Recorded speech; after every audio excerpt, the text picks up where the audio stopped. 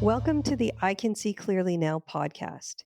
This podcast is designed to fulfill the mission of the Center for Leading Research in Education to mobilize leading education knowledge completed by their members and students involved in the research center to the wider public and those who can benefit from the knowledge.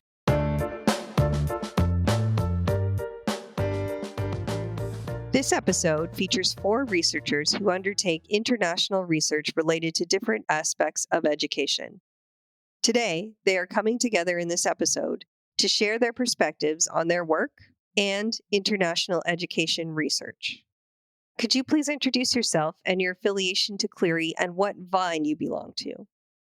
Hello, my name is Alexandra Gottardo, and I'm a professor in the psychology department at Wilfrid Laurier University.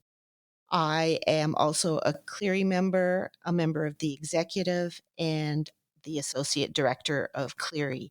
And in terms of the vines, I feel like I belong to 2 vines, the cognitive processes, curriculum, and pedagogical development vine, and the internationalization and education vine. My name is Magnus Mfuafu McCarthy. I'm a faculty member in the Faculty of Social Work. In terms of the vine, I identify with internationalization and education, and also the wellness and education. My name is Ihab Abdu, and I'm assistant professor at the Department of Global Studies, and I'm a member of Cleary. My research and teaching focus a lot on do we make K-12 curriculum more inclusive? So I belong to the Equity, Diversity, and Inclusion vine mostly. Hello, my name is Bree Åkesson. I'm an associate professor in the Faculty of Social Work, and I'm also the Canada Research Chair in Global Adversity and Wellbeing. And I'm a Cleary member with the Internationalization and Education Vine. Who were your research partners and where were they located? So today, the project I'm talking about is a project with partners at Concordia and Wilfrid Laurier, the Aga Khan Academy, and various parts, as well as World Vision Kenya, World Vision Rwanda, and World Vision Canada. What we are doing is we're looking at ways of improving literacy, mostly in Kenya and Rwanda, but we also have other countries in the global south that we're working with. And the initial piece that we're working on is looking at how to use a software that's called Abracadabra, which is an early literacy software. It's freely available through Concordia University and was designed by Phil Abrami. And then from that, I will talk eventually a little bit about some of the things that we found when we got teachers to implement the software and answering questions about how to improve teacher implementation of the software and how to help teachers learn about early literacy education. The project we're working on looks at inclusive education in Ghana. So we're looking at the educational system and the challenges that individuals with disability encounter and what can be done to really assist them to ensure that at least they go through the normalized school system. So we have partners from Western University, Memorial, and in Ghana, we have partners from the Kwame Nkrumah University of Science and Technology, and then the Ghana International School. The research that I would be focusing on sharing some insights on today happened in Cairo, Egypt, and it was part of my field research a couple of years ago. And it focused on working with young Egyptians, trying to better understand how they interact with the official curriculum in schools, and especially the social studies curriculum and how it narrates various histories of various groups and how that shapes their civic engagement and their sense of their role as citizens. So that's mainly the focus. And while I'm doing that research, I was working there as a research fellow based out of the American University in Cairo. So I would consider the American University in Cairo to be my key partner in this process, as well as McGill University, where I was based at the time as well. The project I want to focus on was actually started in Lebanon with Syrian refugee families. So we originally did the research in Lebanon several years ago. And it was really looking at refugee families' experiences with space and place. So what kind of places do they access? What places are they not allowed to access or not able to access? How do they get to school? Are children going to school? Where are families working? What are their social networks like? So we did this research with partners in Lebanon. And then it was a great success. The project worked really well. And we actually wanted to do the research again, but with a different cohort in Canada. So I'll focus more on the research that happened in Canada. It still fits under the international lens, I believe. And so we did the same research here, again, looking at mobility, but from a really different perspective, looking at families, newcomer families, so refugee families who've arrived within the last 5 years, and looking at how they access places and spaces. How do they get from point A to point B? What kind of transportation are they using?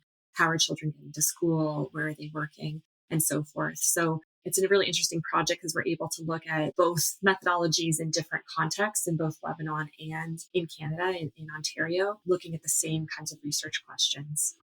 How did you collaboratively determine the project goals that supported the needs of your partners as well as your own research agendas? Did the project evolve as you worked together? Basically, there's quite a large team of us, as you could tell from what I was talking about, in terms of people in Kenya and Canada. Also, I forgot to mention Eileen Wood at Wilfrid Laurier is also involved in this project heavily. And what we are all passionate about is improving literacy in children in Africa, starting with early literacy with the goal that if you have good early literacy skills, you can then gain better later literacy skills. So that is our basic underlying goal. In terms of how we come across these goals, you can feel that everybody's always saying, yes, the end goal is supporting the teachers to teach the children. We have actually weekly planning meetings with our team in Kenya who is implementing the intervention and the teacher training. And it includes Canadian members, Kenyan members, and our people in Rwanda who are implementing this. So at each step, we do iterative changes to the program. If something doesn't work, we find another solution. If there's an issue that comes up, we problem solve together to figure out how to actually deal with that issue.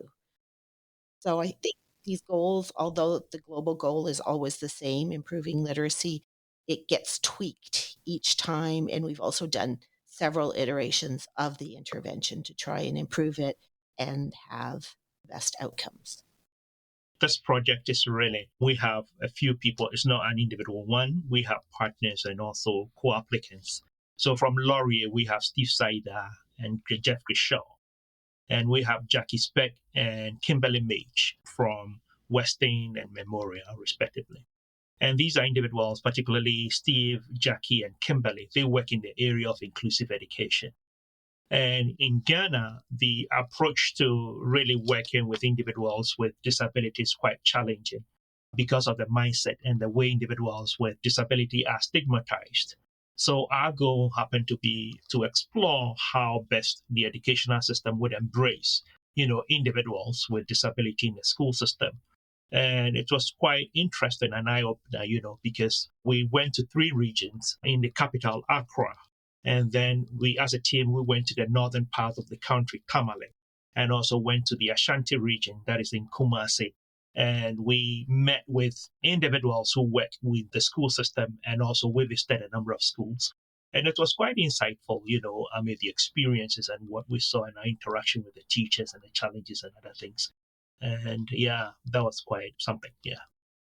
In my case, it was, as I might have alluded to earlier, this was part of my doctoral research. So part of it, of course, was initially conceived through preparing for that, as well as working with my doctoral committee and my co-supervisors.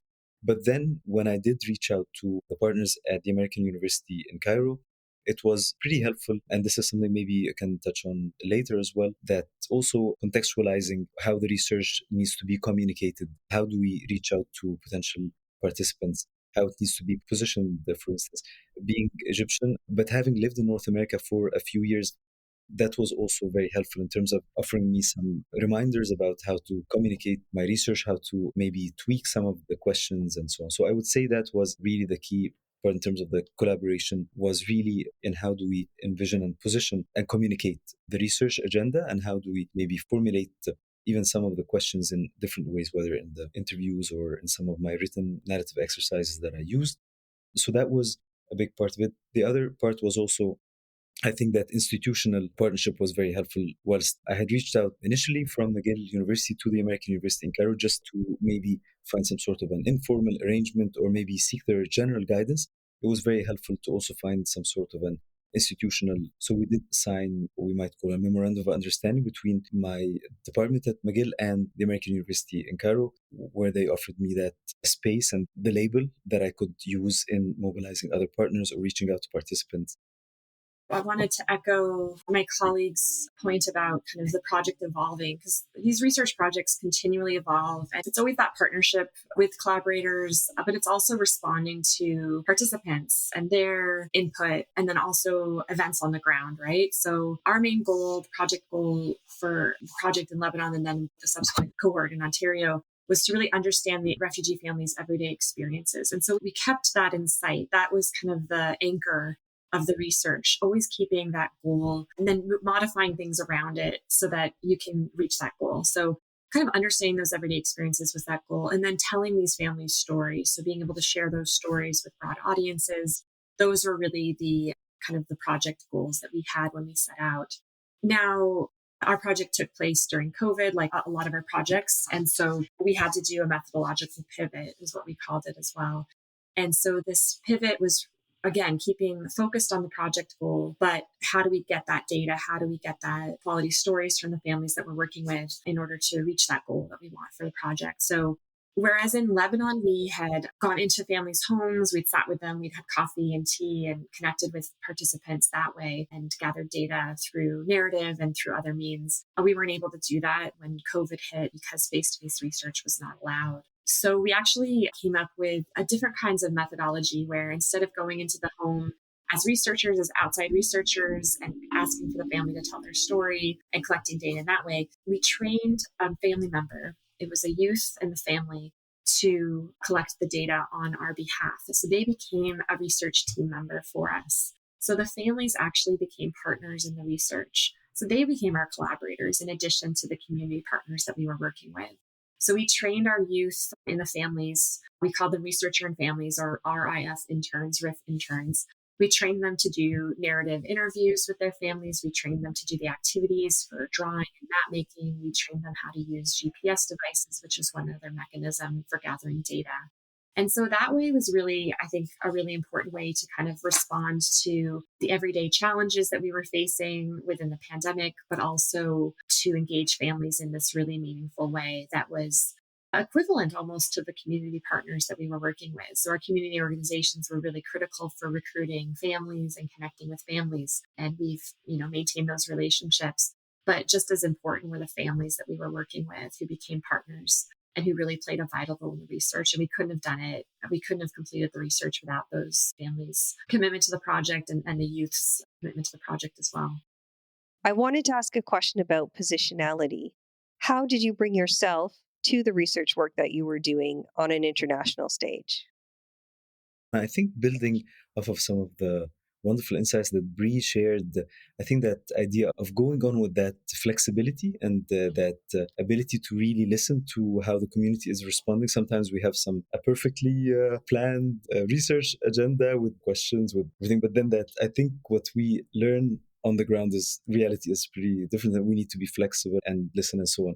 I would say connecting to that positionality question, Shona, a couple of things. In my case, I think there was this insider-outsider conundrum or dilemma sometimes, or maybe for the lack of a better word, that blind spot.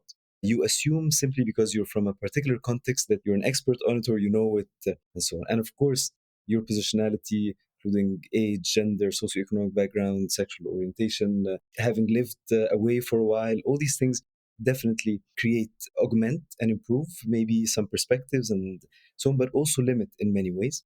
So I think that's really where that idea of critical self-reflection, continuous critical self-reflection is important.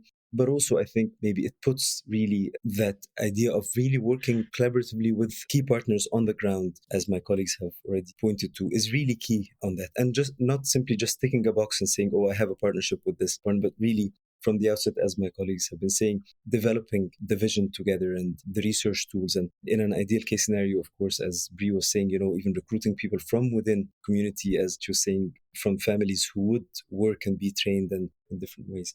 So in my case, I would say it's being from that context took me a while, a little bit, to try to critically self-reflect on what are things I need to unlearn and what things I need to be learning, including, for instance, how, because there was at least maybe a 20-year gap between me and most of my participants.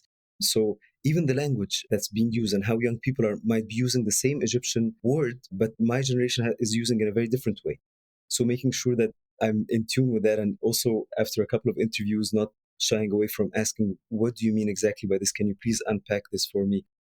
So I would say that critical awareness is an important starting point.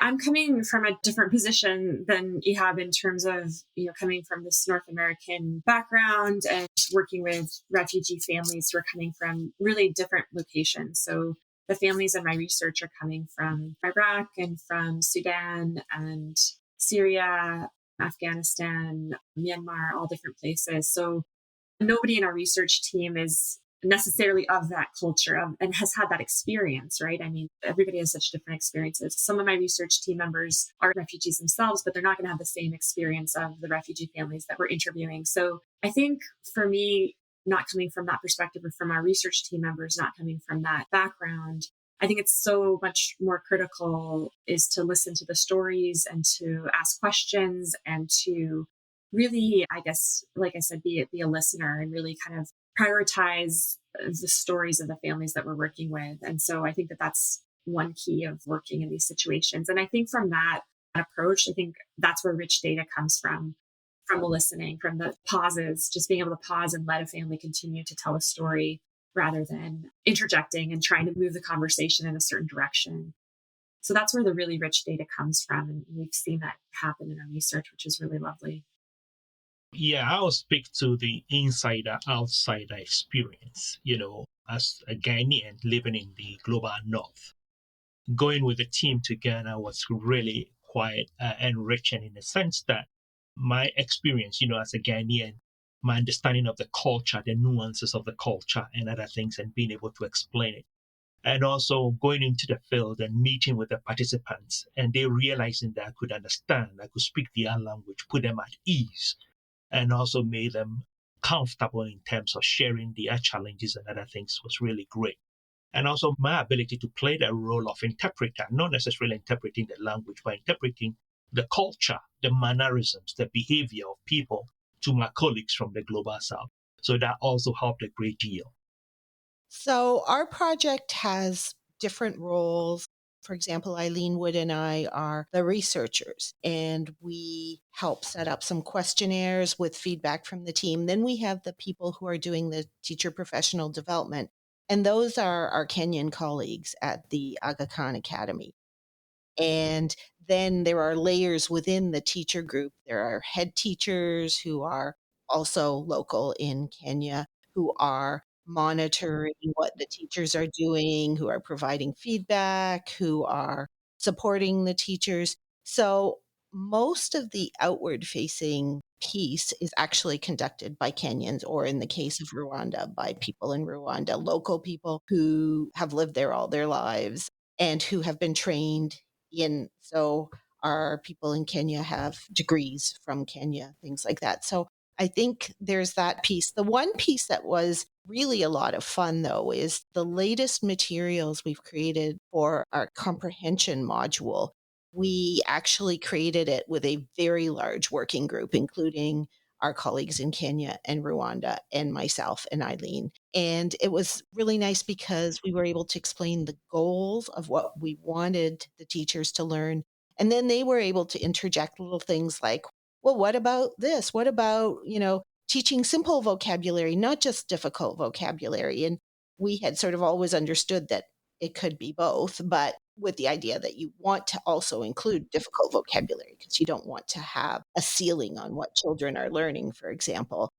And so, they were able to say, well, yes, but if you tell them difficult vocabulary, they might think, ignore the simple stuff. So those kinds of things were really helpful. And we take feedback all the time in our meetings. So we get to hear all the on the ground challenges that people have and discuss different ways that could help the on the ground teachers deal with things. Speaking of difficulties, what are some of the major challenges faced by researchers when conducting studies internationally, especially during the COVID-19 pandemic? So, because of the pandemic, largely, we have had to do a lot of virtual meetings. But one of the things that we learned is that some of the time meetings are things that we had not expected. So, the first time meeting that we dealt with was when we decided to train teachers to deliver the paper and pencil version of Abra, which they had never encountered before. And we were told that we had to get up quite early for us, like 6 a.m., which might not seem like a lot for some people, but is a big deal for Eileen and I, because we had to have our meetings early so that the teachers could go home and not encounter wild animals in their trek home from the center, which had access to the internet, because these were people living in remote areas. The other thing we did is we would have meetings with our colleagues at home who did have internet, our colleagues in Kenya. And one day, one of our colleagues, he asked if he could leave, and this was at about 6:30 p.m. his time. And we were all like, sure, that's fine. It turned out that the gas goes off at 7 p.m. and he would not have been able to cook dinner. We learned recently, for example, that one of our teachers, her school has not had electricity for a month because a pole went down. And she's trying to implement an online version of the software on laptops. And she brings those laptops home every day to charge and then tethers them to a hotspot created by her phone with a battery pack so that the children can use the software on laptops in her classroom. And these are challenges that had never occurred to us and that were just, the lengths that some of these committed teachers are going to be able to teach their children using this software is just incredible. Maybe I can share a few things. Our first trip to Ghana as a team, was in 2019. And then there was a shutdown and we couldn't make the follow up. So what we did is, fortunately for us, we had a team in Ghana, some of our partners, one from in Accra and Kumasi, and also in Tamale. So we communicated with them. And these were individuals who were available, particularly those in Kumasi and Accra. So anything we needed, we could always communicate with them. And that helped a great deal until early this year that we're able to make a trip back to Ghana to follow up and to visit schools and to meet with our partners. And I think so you can imagine the gap. But it worked out. I mean, when we went to Ghana, it's as if there hadn't been any gap. We're able to hit the ground running and continue from where we left off. So everything did work out well. I would say there were some challenges in general that need to be taken into consideration in the initial design, but also going to the context I was doing the field research in Egypt. You also are faced with some things that maybe emerge out of nowhere and that you have to adjust to. So maybe a couple of things I would like to share, and I think this would apply to many other similar, more non-democratic or more authoritarian contexts where access to data and research is generally looked at with suspicion and has a lot of red tape and is really managed very closely and controlled by authorities in different ways.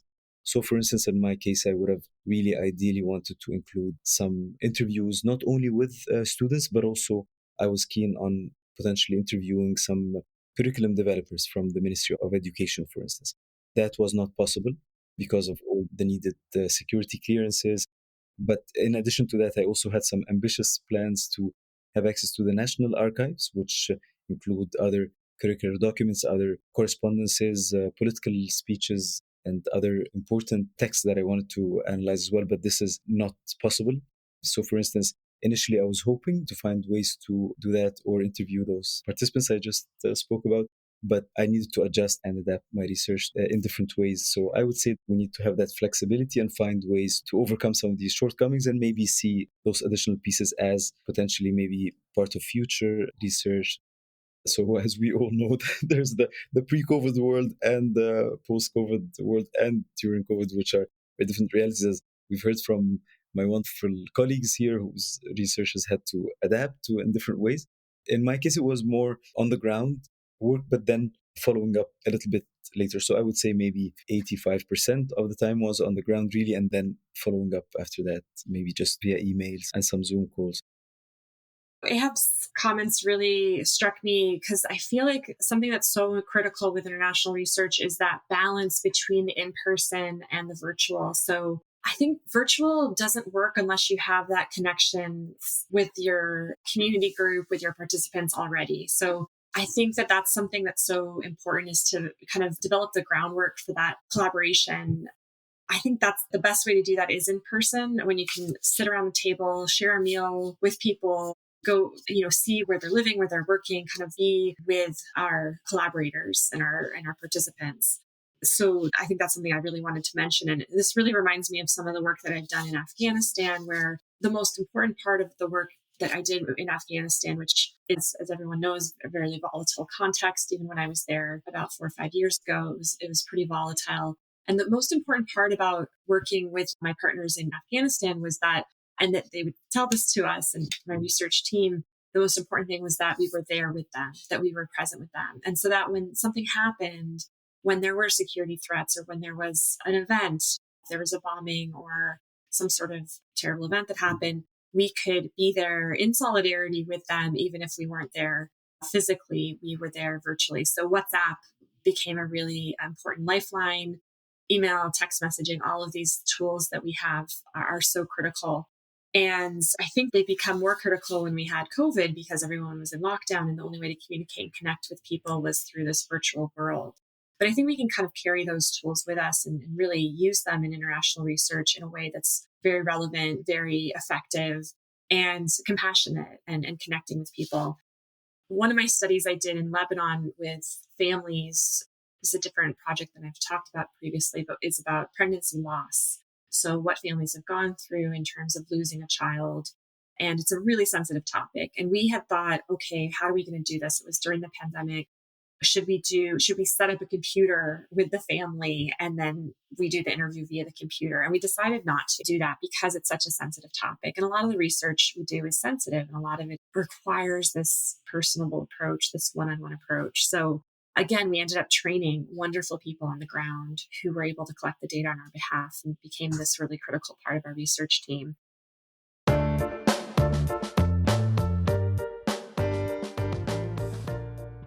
All of you have mentioned the importance of time and relationships and those skills that may be adjacent to the research, but really are integral to making the research happen.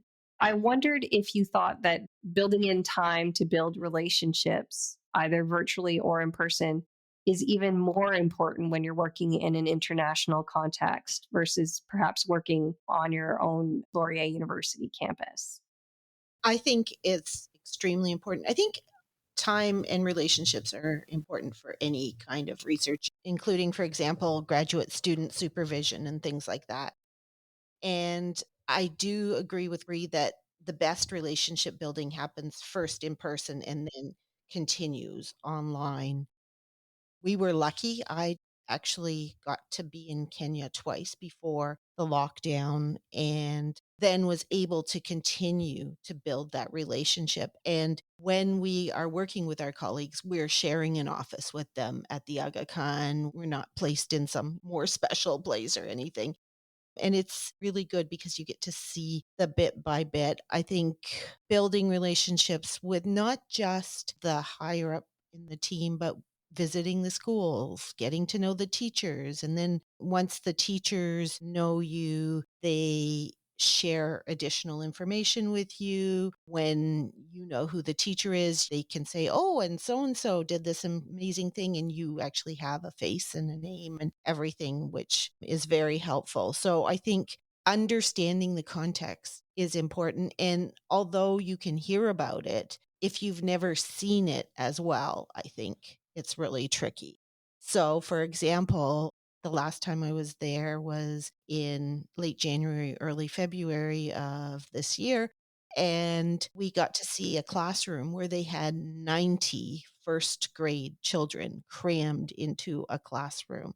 And you get to realize that the barriers that the teacher faces in educating 96-year-olds squashed into these seats are huge, and no technology equipment, not even enough books for each child. So it really helps you understand what they're up against and try to find solutions that are actually doable solutions, as opposed to the pie in the sky if you had 20 children in your first grade class kind of solutions.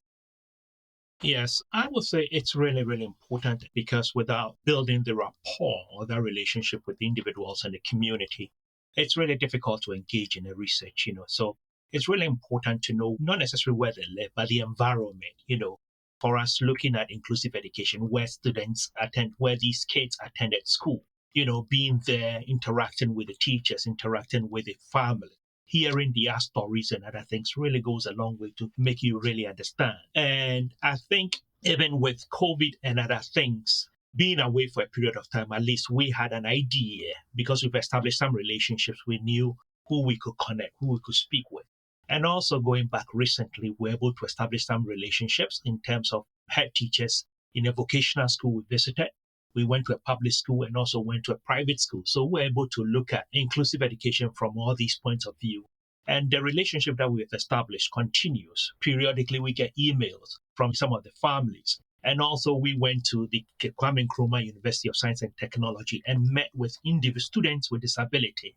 And they've created a forum where periodically they send information and things here and there. So there is some form of a relationship that has been established. And I think it's really important for us to have that connection.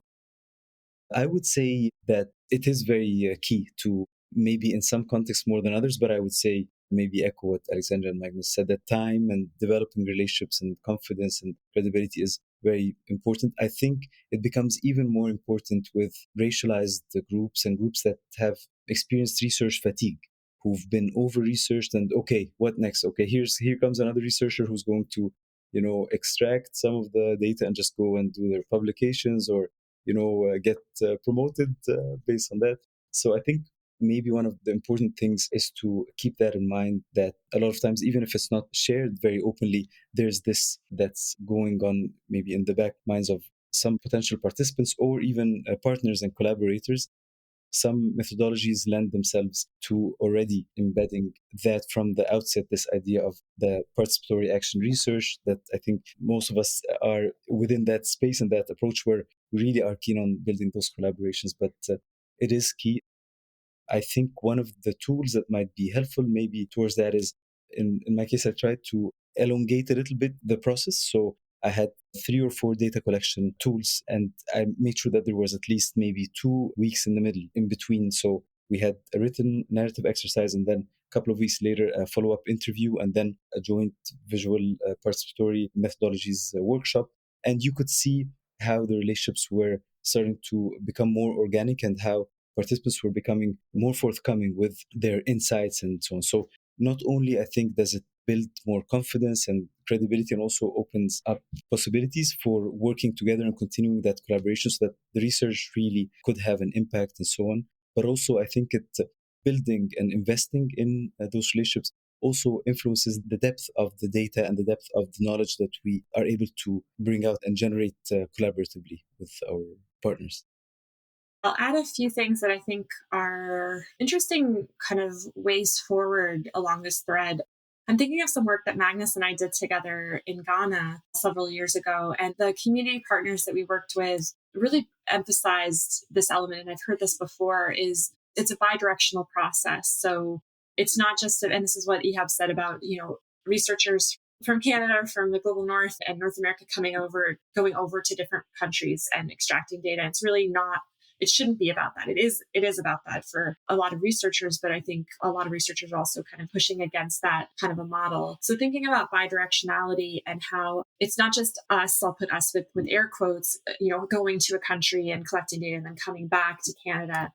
It should also be about our partners and our collaborators perhaps coming to Canada, sharing in research presentations on the data that was collected, or learning about the things that we do here in order to maybe make changes or modify things back in their home country. And so when I'm visualizing this, I'm seeing the globe and I'm seeing lots of arrows going all different directions, because I really do think it's bidirectional.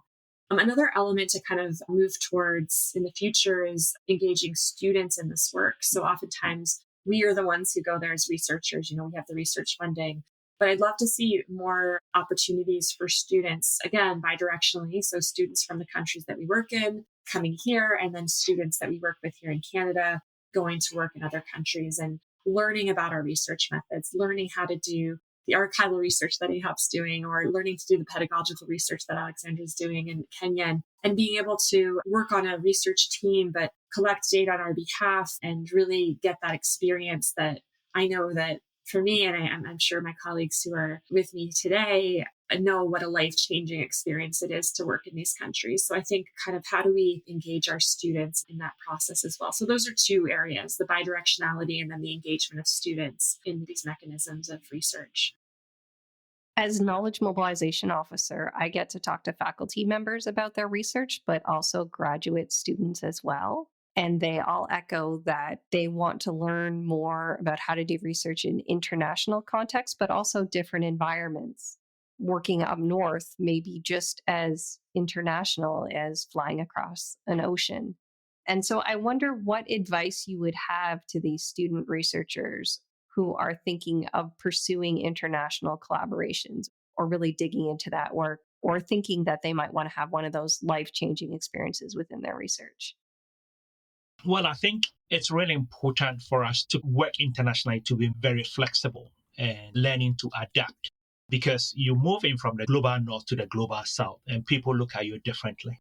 In my experience in Ghana, especially when I go with my colleagues, I realized that because of maybe the colonial mindset, a lot of people have the tendency of looking at, particularly my colleagues, especially those who are white, they see them differently. In Ghana, they use the term obroni to describe them. And obroni is not a derogatory term. It's more of an honorable term, like they see you as up there, and it's a matter of learning to adapt and relate to them. Flexible, if possible, be able to eat some of their food and be able to let them realize that you are not superior to them. And that helps establish that relationship. I recall attending a conference years ago where an individual shared an experience going to the Arctic, somewhere in the indigenous community. And I think when she went, the first thing they did is they gave her a piece of raw meat, because it's a form of welcoming people into the community. And she said, even though she was somebody who was very particular about what she ate, she gathered the courage and ate it. And she said by eating it, it really enabled her connect with the community. Apparently, it's the way of checking in to see where people are and people feel comfortable relating to them and other things. I'm not saying perhaps maybe going to Ghana to eat raw meat, but looking at the culture and asking, how do I understand the culture? How can I interact with the people? How can I relate to them? And that is important. And if they realize that, hey, you don't see yourself as superior, if they realize that you can identify with them, I think they can connect with you easily and be able to relate to you. And also in terms of data gathering, make your work very easy for you. I can also provide my own metaphor of, instead of eating the raw meat, drinking the coffee. So I'm thinking of sitting down and just connecting with people in this way. I don't drink coffee. I don't even drink caffeine. And so to go to an Arab context where Arabic coffee is, I don't know if people listening to this understand how thick it is and how caffeinated it is. And so I remember sitting down with families and knowing that this is something that I'm going to do. I'm going to drink the coffee with them, despite actually in bed in my hostel for like 2 days straight. So we do these things because we want to connect. We want to build rapport with the populations that we're working with. We want to experience what they're experiencing, sit with them and kind of understand what it is like to walk in people's shoes. And that's not just our collaborators, but also our participants, right? So we're kind of both sides of that. I think that if you're asking kind of what advice do we have, I think maintaining that rapport and connection is so critical. And how do we do that? And then how do we maintain that rapport and connection when we're also doing things virtually? Things that we've moved into this much more virtual space, post-COVID. And I think it's a great thing. but it also has its challenges. So how do we maintain rapport and connection? We can connect with people around the world, which is amazing. But how do we make sure that we combat fatigue, being online and making people, sit in meetings for long periods of time? So how can we do that? I'll end by saying, to echo again, Ehab and Magnus and Alexandra have all talked about flexibility. I think that's the biggest thing. It's just with international research, with all research, it's flexibility. So this is something that I really emphasize, but it's also something that's really hard for some people on project teams. So I've actually had challenges with being too flexible in research projects because I work with students who really want to know what's number one, what's number two, what's step number three, what's going to happen exactly. And so a lot of times I'll be like, let's do step one and let's see what happens. And then we'll reevaluate and we'll go in a certain direction depending on what happens. And I know a lot of my students who work with me are very uncomfortable with that. So if that's one thing that I can instill in our future generation of researchers, it is that being comfortable with the flexibility, with the changing of the methodology, with the pivots that we have to do in our research. Now, with that being said, I'll also emphasize that staying anchored to the research question, staying anchored to the goal of what you want to do is so critical, because if you are too flexible, then you end up kind of taking a path that you didn't intend, and then things can get pretty muddy. But kind of maintaining that anchor to the research question, to what your goal is for the research, but maintaining the flexibility of whatever's going to be thrown your way. And I've never heard of a research project that is exactly as it's written when we write the proposal, right? It just doesn't happen. Something always happens and we have to react and we have to respond while keeping the interests of the project, so the research question in mind, as well as the interests of the research participants and the collaborators. So what I'm learning from you all is that one of the challenges of international research is to be vulnerable, to be flexible, and to pursue your research goals that you've created with your partners in a context that's changing. Alexandra, I don't know if you have comments on that. So if you want a perfect experiment with perfectly clean data and randomized design, then you should never be doing that in the community, either here or in the global south, because that's not what you're going to get. And so we've had many situations in our research project where teachers will work together to get the answer for the post-test quiz or something like that. And then we're sitting there thinking, what can we do with the data? But because for us, for Eileen and I, and for most of the team, our goal is research, but it's also really enhancing literacy.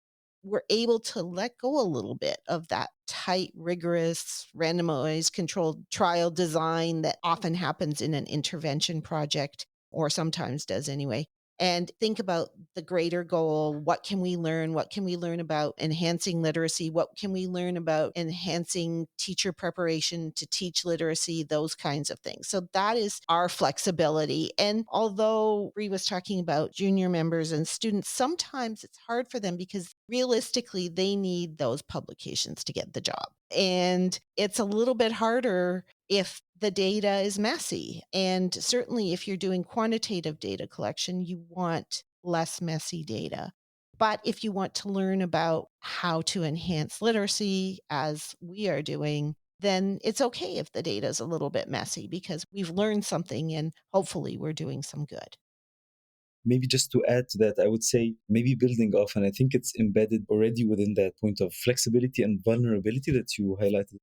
I would maybe say, I think being forthcoming also, I found, is helpful in situations, especially that vulnerability and that being forthcoming with maybe limitations that you bring in, and your awareness that this is not a perfect process, that there are things that you might know, but there are things that you really are keen on learning, but including in the whole research process, that flexibility, that openness to how it might evolve in different ways.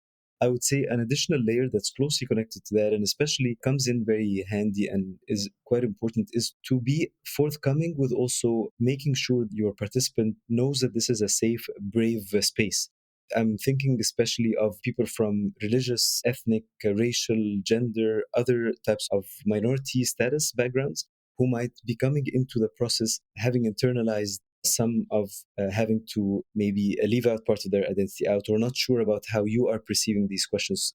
So in my case, for instance, when I was interviewing some of our participants who belong to religious minorities in Egypt, I would be forthcoming in my introduction to say that part of my research, I would emphasize that part even more than when I was speaking to Egyptian Muslim students, for instance, that I didn't feel the need to highlight that part of the research wants to give voice to religious minority students' experiences in Egyptian classrooms and the curricula and so on, and maybe highlighting some of my past work and my commitment as someone maybe not from belonging to these groups, but that I'm a keen ally on hoping to bring forth and support. I think that helps at least build some of that confidence and some of what might go unsaid in terms of what they might be, some self-censorship that might be happening on the part of our partners. So I think that maybe, and it's closely connected to what you all highlighted in terms of vulnerability and flexibility, but I would highlight that importance of developing that common understanding and common ground, not leaving things unsaid, but acknowledging the differences, acknowledging the contentious, controversial things that might be put aside because of internalized fears or self-censorship. It really strikes me that all the participants and you all bring your whole selves to your research, and that the topics that you're dealing with, you're really strongly invested in being flexible to support those joint goals, to support the whole people in your research. I wanted to end on a question that hopefully you had fun in reflecting on. What surprised or delighted you about being part of an international collaboration?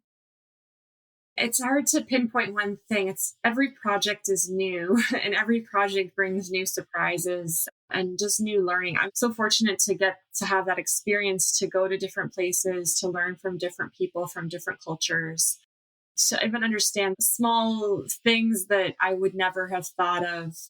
I remember when I was living in Kenya a long time ago, and I remember whenever I would yawn, for example, people would say, "Oh, you're hungry. You need to eat something." And it was it's just like a small thing that I always think of yawning as tired or bored or something like that. And so this element of kind of the different cultural elements, I think is so much fun to learn about. And I think just keeping that open mind is so critical. And I think as I've gotten more experienced and gone to different places, I think I end up just the more and more I listen, right? The more I just listen and observe. And I love, writing in my journal and writing notes about the things that I'm seeing and hearing. So I guess if I was to pinpoint one thing that kind of delights and surprises me about doing international work and international collaboration is just the possibility for new ideas, the possibility for new projects that really arise from this, having a conversation with somebody over a coffee. And that leads to the potential to submit, a funding application for a project for something that this person is really keen on learning about. So being able to be that collaborator with somebody leads to more surprises and more delights. And it's just this never ending kind of fountain of interesting ideas, concepts, cultural understandings, stories I really love. And this is why I love doing the work that I do. I think what I've learned from this experience, or what surprised me, is the uniqueness of virtually every place you go to, and I can look at even a place like Ghana and say, well, being in the South, the experiences in the southern part of Ghana and that of the North tend to be quite different, and that is where this idea of cultural sensitivity really comes in. Learning to listen, learning to engage, learning to learn new things and, those things. So that is what I would say. And also, even going outside Ghana, so for instance, I spent some time in Eswatini and also other parts of South Africa and other things. And you realize that even though they are all in Africa, you would think that perhaps maybe being in a Black environment, you're going to have similar cultures, similar belief system. And they tend to be quite different. And that is the uniqueness of these experiences. And also meeting people, and having to engage. And I agree with what Bree said earlier in terms of the collaboration and having similar ideas and other things and being able to come together and work together. These are all really interesting aspects of international work and also some of the surprises that you realize. One of the things I would say that is more maybe inspiring than surprising, and maybe a little bit surprising, but it relates to the participants I worked with really. And despite everything, despite maybe a sense of defeatism among some of them because of different political developments and so on, is that resilience and that sense of hope and that sense of optimism and also that critical perspective that many of the young people brought. They were not many of the things that also for me as someone from an older generation, as I was saying earlier, from the same context, that even with all my education and critical thinking and so on, I feel some of the things that I've internalized as maybe just common sense, or they're asking all the very tough questions about how the world is operating, about nation states, about borders, about sexuality, about this and that in very inspiring ways. So I would say that that was really a privilege to get some of that energy moving forward, and help me also ask some of the questions about some of the things that I've been taking for granted that might have been with some more critical awareness. So for me, I think I'm going to go with the word inspiring rather than surprising.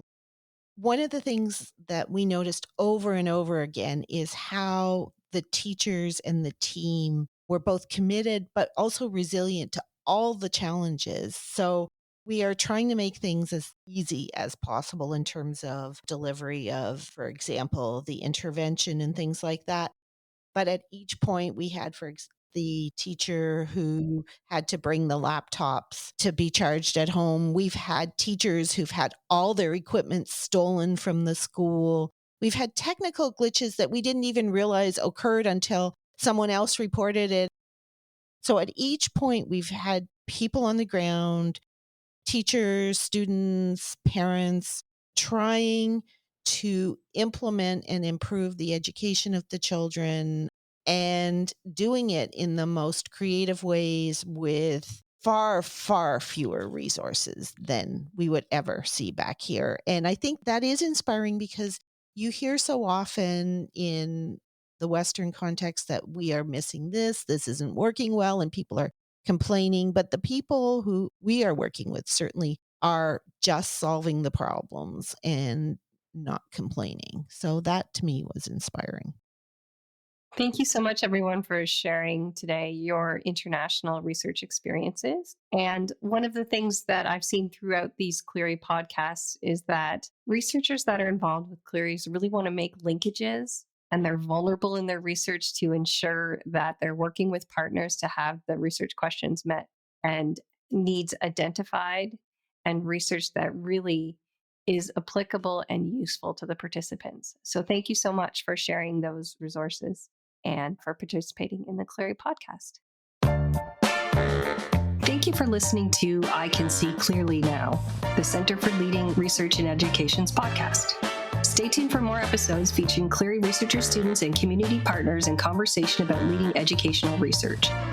Follow Cleary on Twitter at WLU_Cleary, CLRIE, or subscribe wherever you get your podcasts. Thanks to all who have been instrumental in the production of this episode in the series. The Cleary podcast was recorded and produced on the traditional territory of the Neutral, Anishinaabe, and Haudenosaunee peoples. For more information, click on the land acknowledgement link in our show notes. This episode of I Can See Clearly Now was made with support from Laurier's Office of Research Services.